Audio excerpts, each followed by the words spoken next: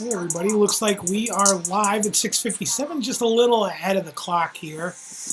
I'm just kind of getting some things set up. Go ahead, drop a comment or anything as you join, and we will, is that a little too loud? I'm going to bump that volume down here on this background music. Let me know if that's okay. Looks like we have a couple people joining, and we'll just give it a few minutes while a few other people join. We got a couple minutes here. Looking forward to chatting. Hopefully you guys can hear me okay.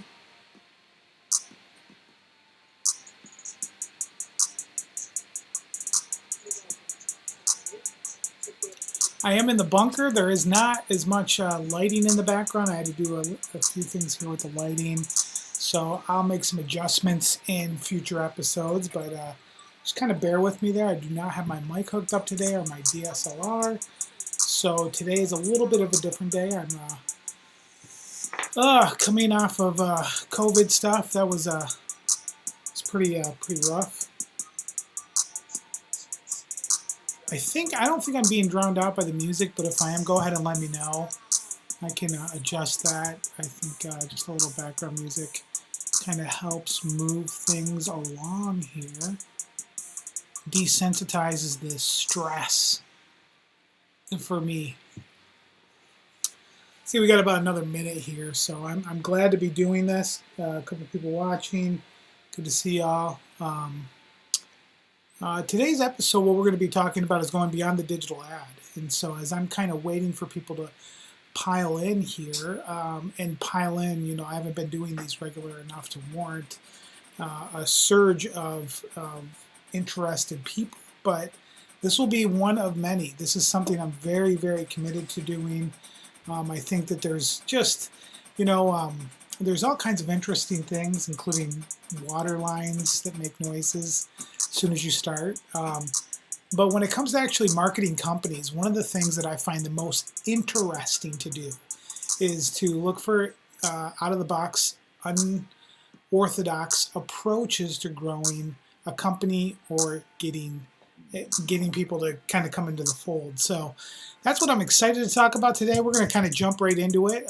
Today, you know, the YouTube channel video is Beyond the Digital Ad, marketing out of the box. And I guess to start with here, let's just grow a business in a post-COVID restricted environment. I want you to think about marketing in a way that's clearly distinctive from all your other competitors.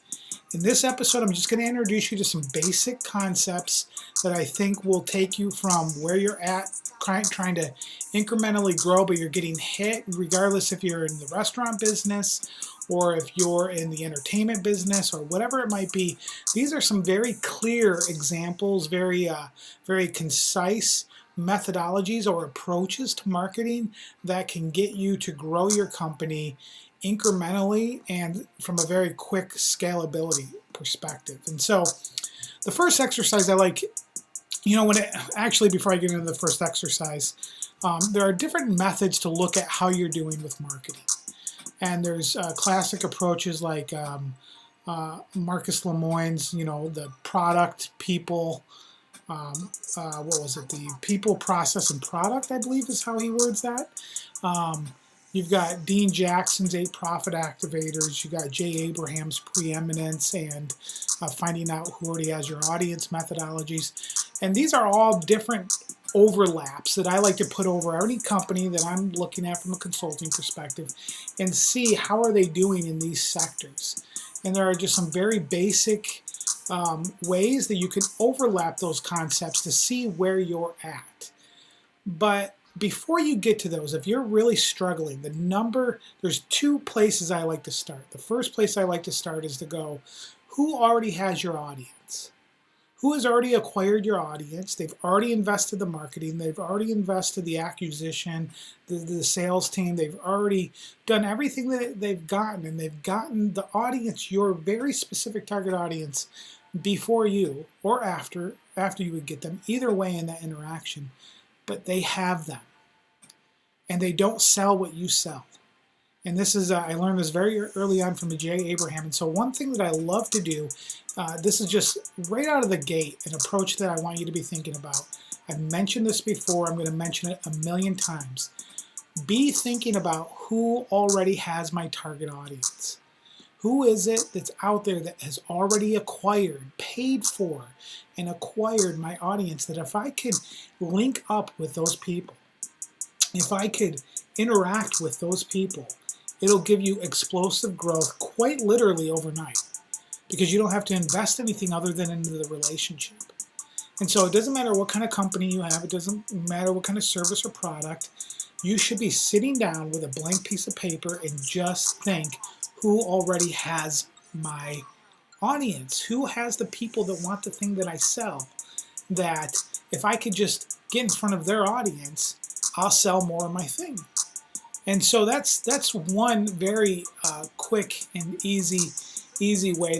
There's a couple other. I guess before I get into some of those, I want to talk a little bit about outside of the ordinary digital ad, and how do you begin to market in a business that just thinks outside of the box. And so what I'd like you to do is I'd like you to just imagine for a minute that you've set aside your laptop, you've set aside your phone, and you need to get a message in front of a specific group of people that will not have those things either. See, when it comes to marketing, one of the things that is so critical is to understand that when you see everybody going in one direction, it means that there are some gaps in the industry that if you could just filter through, if you could just unpeel what those gaps are, you're going to be able to break through noise that nobody else sees. And that's what's so beautiful when it comes to human interaction, when it comes to marketing. First of all, I want to assume that you have a product worth selling, and you're not trying to convince somebody who doesn't want to buy your thing to buy your thing. That's not the kind of marketing I'm talking about. The kind of marketing that I'm talking about is you have a quality product and or service, and that there are people out there who want it, and you desperately need to get your message in front of them. If that's you, what I want you to do is I want you to begin to think about, how will I market to these people if the phone didn't exist? If the laptop doesn't exist? I know it sounds ridiculous, I know it sounds archaic, but I want you to understand that everybody is delivering digital messages and ads on their phone. Everybody is delivering Facebook retargeted ads, banner ads, YouTube ads. Those things are very profitable. I'm not saying not to do them. But in this episode, if you're trying to figure out a way to cut through the noise, this is where your money can go a lot further, because you're going to have a less competitive component, and you're going to be able to speak directly to your audience. So what I'd like you to do is think about, out of all the services, out of all the products that you sell, I want you to begin to think about, what is one service or one geographical location or one type of buyer persona can I focus on? Can I give all of my attention to? And just write down who that is. Write down what that is. I'll give you an example today. I had a great consulting call with a client that I've had for a number of years. And through that conversation, we talked about how he would like to shift a focus to a specific industry partner relationship. So in this case, this is a great metropolitan area. He wants to find plumbing companies to partner with what he does. And I won't get into all the specifics on some of the ideas that we're kicking around and we'll be kicking around over the next couple of weeks. The point is, he has a hyper-targeted industry to pursue, plumbing companies. And so what we'll do is we'll look at either a buyer's list, or we'll look at different software tools that you can look to assemble those potential prospects. These are owners of plumbing companies. And then we'll rate them based on the quality of the company, the size of the company, the revenue of the company, the number of employees. And so now we have this beautiful golden list of prospects. And what we want to do at that point is we want to move them. I call it the dating door. Other people call it the invisible to visible lead, right? So you have all of these people that don't know that you exist. And where a lot of people go wrong when it comes to marketing is they just start serving ads to those people that don't know who they exist. Buy my product, buy my product. And it's very much like walking to the end of the bar and saying, let's go on a date. There's no flirtation, there's no evolution of the relationship, and so therefore what you want to actually do is you want to take these prospects who are invisible leads, and you want to figure out, how can I get them to give me their name? How can I get them to know that I exist and begin the interaction before I can actually start selling the thing that I want to sell? And so you have to enter in through the dating door. You have to figure out, how can I create something that's of value and or cuts through the noise that will get them to go from I'm invisible, you don't know I exist, to go to raise their hand and say, that's me, I'm the prospect that you're looking for. And so there are a myriad of different ways to do that. You can do some basic customer research on the owner of the company, find out that they like an old Super Bowl team from the 60s, was there, let's say, or even later 80s, Joe Montana fan, get an autographed Joe Montana football, send it to them, and say, I'd really like to have a proper Super Bowl kickoff with you, and how our relationships can be counterproductive. And then you want to follow that up with seeing if there's got to be a way for them to interact with that gift. Now this is one example of many. You're talking $600 football. If it's a $30,000 potential customer, times 25, you only need to convert one to make that work. Sometimes that's too strong. Sometimes that would be like walking to the bar and saying, hey, let's go on a date, even with a gift like that. So you may want to interject something like, I'll buy you a beer, or some way to start early on in the relationship to go, is this person interested in what I have to offer? And in this case, there's numerous different ways that we can do that. There's different approaches. This is really where it gets artistic. This is where you as a business owner can become very out of the ordinary, artistic in your approach of marketing. It starts with first identifying that segmented audience. Everything in your business is about one person. So I want you to be thinking about that one segmentation and focus your attention. That's going to distill all of your resources and energy and mental bandwidth and go, okay, it doesn't matter what, let's use coffee as an example. One thing that I notice a lot of coffee shops don't do is they don't promote heavily to heart-sensitive individuals. My wife has had a heart condition, so she can only have decaf coffee. And boy, it would be interesting to see a once a week variety of decaf coffee that you've never tasted at our coffee shop for heart-sensitive coffee drinkers. That's a segmented audience. Now, think about the different ways that you can find that audience. You can buy lists from list brokers that can give you people that have been in heart doctors over the past year. There's obviously, it's all got to be legalized. I don't want you to do anything illegal or buy a legal list, but you could get lookalike audiences. Again, we're talking about Facebook. How you assemble the audience isn't as important as the different creative approaches to actually humanizing the communication. And so, although I am talking about distancing yourself from ad, just mentally for now, that's all I want you to do. Think about every nursing home that might have a tour. You could have a tour day of every nursing home in the 30-mile radius where they actually do a field trip to your location for, buy one decaf coffee at 50% off or something like that. And you can have a whole day. Your lowest day of income could just be to facilitate these conversations. So you could send postcards to the owners. You can begin interacting with the owners of maybe nursing homes or senior centers or a host of other opportunities here. Now, this is just one commodity. This is coffee, for crying out loud. I love coffee. And if it can work for coffee, it can work for any product or service that you have to offer. But it's going to start with list segmentation. Again, I want you to consolidate your efforts. I want you to have a real clear focus going forward. We're working with a financial advisory company, great company, and they're focusing on a specific company that has employees of prospects that they want. There's a bunch of different things that we could do in that approach, and they're already doing a few things, so we're going to be looking in the weeks to come different ways to go about doing that, which I'm very excited about. In addition to that, what you want to do is you want that list segmentation or that service segment. You could just do a service segmentation. You could say, or a product segmentation. You could say, out of all the products that we offer, out of all the different, you're a restaurant. Maybe right now it's just a matter of focusing on a really great deal on the best product that you have, the best meal that you have, and figure out how do you get that in front of enough people that will reach enough people to warrant that kind of thing. Let's see, what else do we have?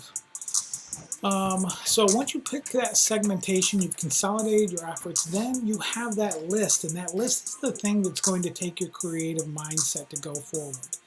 You're going to want to think through, how do I take these people who don't know I exist, and how can I approach this relationship, give them something of such value that in exchange I get contact information from them, or I get them in my store. And so now the way that you apply that can look radically different. But what I want you to just be thinking about is, what if I set my computer aside? What if I could not send them an ad? How could I actually get in front of their eyes? Now, the mailbox is obviously the main one you can think of. The phone is another one that you can think of. There are different ways that you can approach these kind of things. I mean, you could do a local event, even with COVID restrictions. There may be some other different ways that you could partner with people doing a bigger event, or maybe signs in some retail stores that direct people to the event, or there's endless possibilities. But if you just start with that segmented list, and then you from there go, how can I now think about approaching these people in a way that nobody else is doing? And right now is one of the most profound, prolific, interesting opportunities for you to cut through the noise, to begin to look at ways that you could just get people to smile, just get people to notice your ad, even if you rent a truck with a billboard and park it in front of your prospects and make it something for them to smile, is a way to cut through the noise. There's so much opportunity when it comes to think, how can I interact with the human? Outside of digital lead will make them go from the invisible lead to the visible lead. Once you do that, you can do that over and over and over and over again for all of your other products, all of your other services. And sorry, I've got this water line that just loves to tap dance during my live here. But once you begin to do that, you can then just continue to nurture the relationship. And so today, that's really what I want everyone to think about. I want you to think about segmenting your audience. I want you to take a look at that audience. I want you to set aside thinking, how can I, other than serving them digitally, what are some ways that I can get in front of these people? From a human-to-human interaction. Again, I talked about a sales letter. Have you ever gotten a physically handwritten letter that's 2 pages, 4 pages long, and it's stamped? I mean, I've seen returns on $1.50 that have been $70 in return, just because people will open it, just because people will interact, people will convert. And this is the most out of, so many people have left some of the most timeless classic approaches to getting in front of people that has given great opportunities for those of us who aren't afraid to use old school methods. So I encourage you today that especially in a post-COVID economy, that you are thinking about ways to interact with the human, ways to get in front of them that aren't primarily digitally. People are getting sick of looking at their phone. They're getting sick of looking at YouTube. They're getting, and those things are going to continue to be channels of engagement. I'm not saying that we're not going to do those things, but the point is everybody's doing that. And because everybody's doing that, you have some unique opportunities to cut through the noise that is so crystal clear that you will be in front of your prospects easier and faster and more inexpensively than anything else you could be doing digitally right now if you do it right. So that's what I want to encourage you to do today. I want you to get in front of people. I want human-to-human marketing to be happening on a regular basis. And I hope to continue to give you some great examples on how this is working with companies that I own and partnerships that I have and some of the consulting clients. I won't share any of those specifics, but if you are interested in consulting, give me a holler at Gary@graphicsdesign.io. I'd be happy to talk to you, even if it's just a quick 30-minute conversation that can hopefully point you in the right direction. So that's all I have for today. I hope you guys have a wonderful, wonderful Thanksgiving weekend, and we will see you next time.